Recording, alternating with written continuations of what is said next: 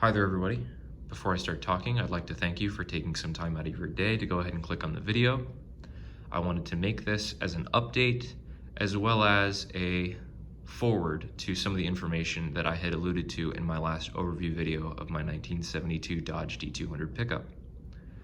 In it, I had said that I had found majority of the pieces of the Adventurer SE trim, this wider style trim, this piece being for the front passenger side fender, as well as outlining and talking about going forward with redoing the wood grain. I wanted to make this video as somewhat also of a how-to of how I clean the piece, polish the metal, remove the old adhesive, and clean the surface so that it's ready for the new adhesive to be put on. I did end up finding a reproduction sticker that is sold on a website called Detroit Muscle Technologies. I will go ahead and put a link to the website in the description of the video. They sell a reproduction of the tailgate insert sticker for what they have labeled under as for a Plymouth Trail Duster or a Dodge Ramcharger. And so I bought a couple of the stickers to use as a template for when I am cleaning and I'm finished with these pieces here. I can then do an overlay and trace out around to redo the wood grain insert, as the shade of brown as well as the grain is the exact same as for my truck. So in this video, I'll just do the simple walkthrough. I won't make it entirely too long. And we'll go from a piece that looks like this to a piece that looks like this.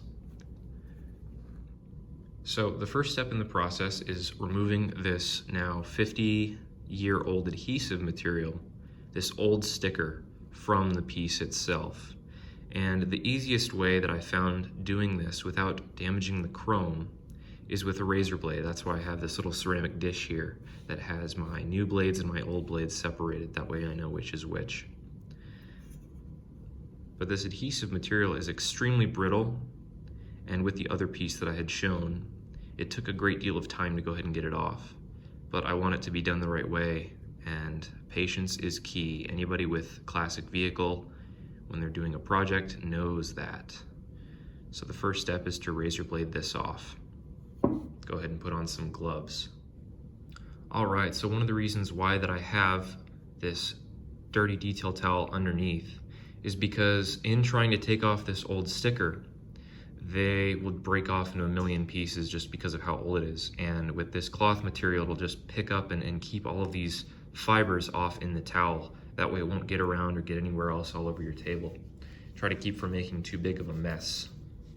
And so what I'll do is I got my gloves on, and I'm just going to very carefully, with as close as I can to being flat against the surface of the chrome, try to just razor blade right underneath the adhesive material. So I got my one hand there. I'm trying to be as careful as possible while also keeping it as flat. And you can see that just little by little, it's slowly working the adhesive. I try to keep the razor blade at one corner, and I'm always very cognizant about where my fingers are so as I don't stab myself.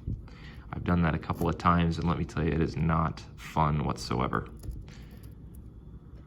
But you can see that this material is just breaking off into a million little pieces and shards, and so when it falls on the towel just keeps it there. It's not on a smooth, flat surface, so it won't get stuck. And so, depending on how flat the surface is, you might scratch the center area here just a little bit, but that's all right because it'll be covered by the new adhesive. Just have to make sure that the area is clean before we can apply it. All right, so I've been working on this now for approximately 5 minutes, and one of the foolproof ways, which I had used in the past, but I remarkably had not this much ease with the other pieces so far, is by using some type of just lubricant. I just have a synthetic spray detail wax here. You can use water, but just some type of lubricant to saturate the surface. And I think what's happening is it's kind of soaking into the old adhesive material and making it just a little bit more smooth, or even I should say, or pliable, to just be able to lift up and get underneath with the razor blade. It's helped out a great deal. And so by just having that surface, it keeps the razor blade smooth and flat against the surface. So I'll just go ahead and right here.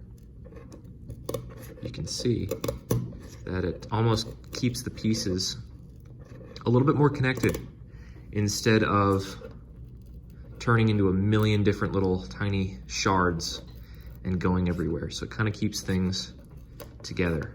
But again, I'm really using that driving corner of the razor blade to go ahead and pick up all of that adhesive material. So this piece then shouldn't take me as long as the other pieces have. All right, so give or take, it's been just a little bit over a half hour since I first started.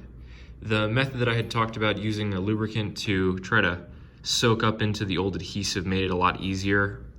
Definitely didn't take as much time to get that old adhesive off. Now, I'm not gonna be worried too much about this secondary area that's right here. It's almost kind of a little lipped edge, is because when I place the adhesive over it, I will be actually cutting out, not at this line right here, but this line, and just moving this over, because this little ridge that's right here is where this piece is actually snipped up under another one. So not too worried about this old adhesive right here. But as far as the rest goes, you can see that I did a decent enough job, and that all of these scratches that's in this reflection right here, this is not necessarily the razor blade, but just the metal underneath. So it is scuffed, and it is kind of the same thought process as, say, scuffing a panel to prep it for a surface if it's going to be painted. That way the adhesive will last as long if the surface is clean and it's somewhat scuffed. You can also see that there's just a little bit of excess adhesive that's down in these corners here.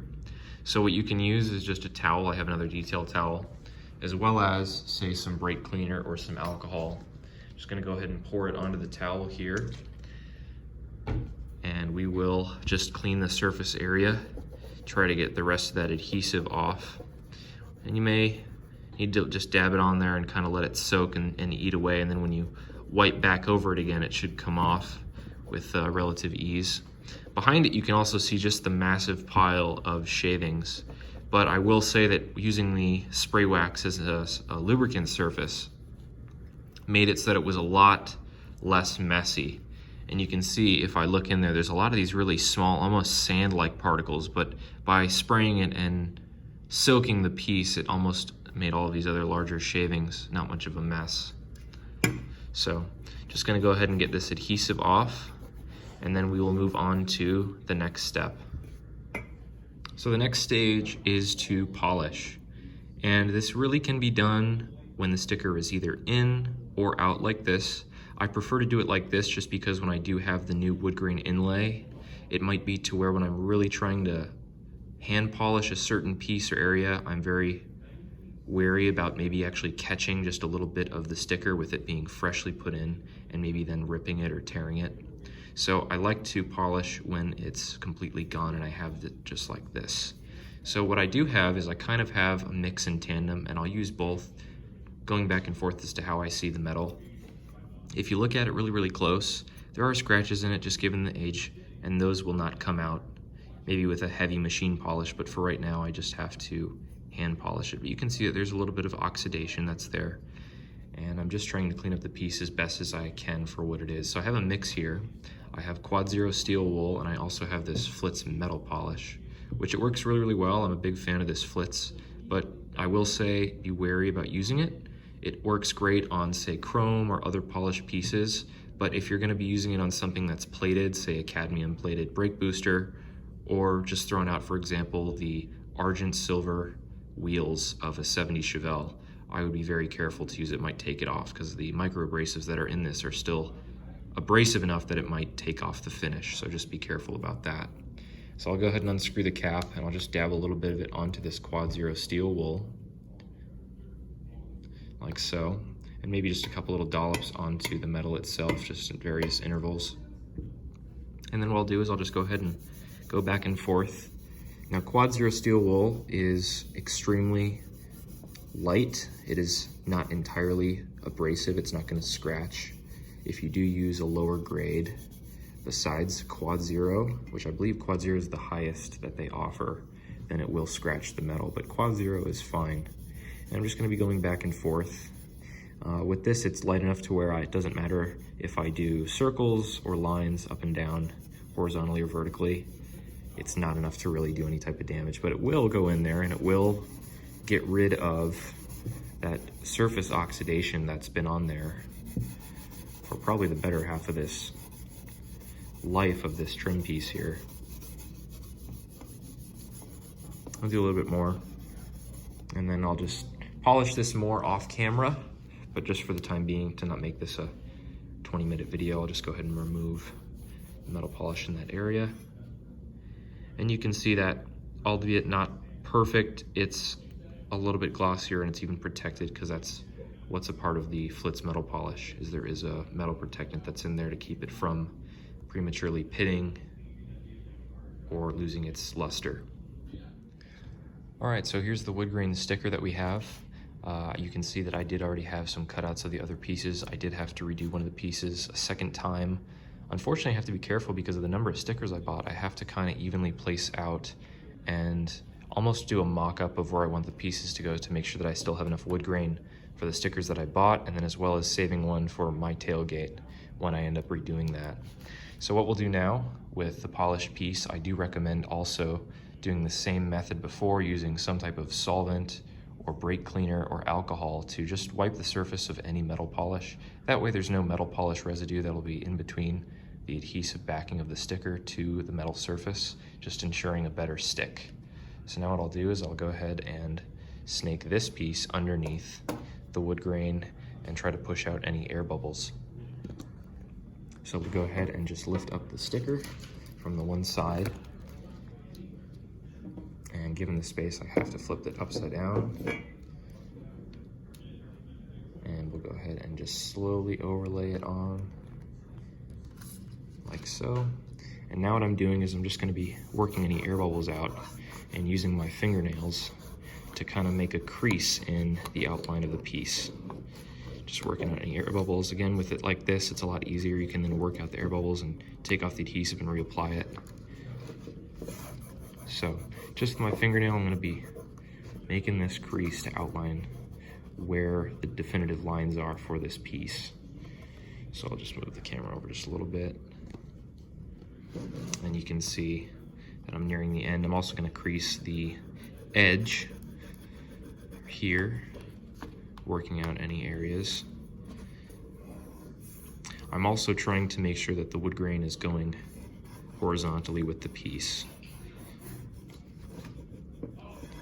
So once this is done, once I'm satisfied with the crease, I'm gonna go ahead and get an extra light source just over my shoulder, because I'll be standing up and I'll be over the table, and it's really, really tough to try to trace out this outline here if you have any shadows cast. So I'll grab a secondary light source. I recommend doing that.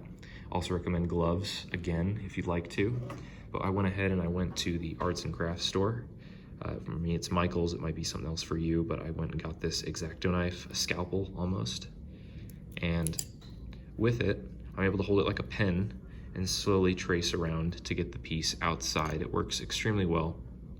I tried with just a regular razor blade, but it was not working for me in the slightest, and the cuts that I was making were not that great, hence why I had to redo that other piece.